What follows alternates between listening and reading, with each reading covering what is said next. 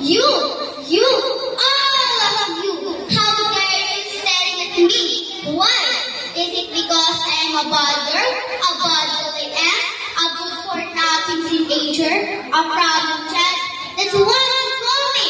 I smoke, I drink, I gamble at my young tender age. I lie, I cheat, and I will even do if I have to.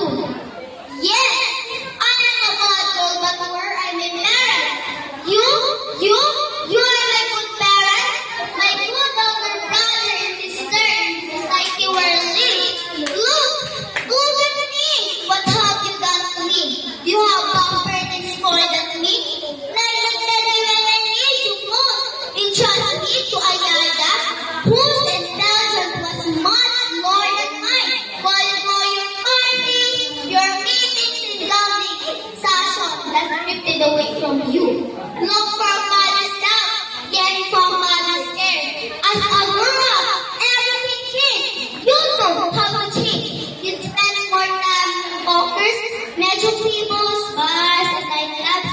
You even land on the headlines as group, butlers and directors. Now, you call my name, accuse me in everything I do to myself. Tell me how you are. If you really wish there should have picture, then hurry. Back home. We're with you because I need you to protect me from all evil influence that will treat them at my very own understanding. But if I am a bad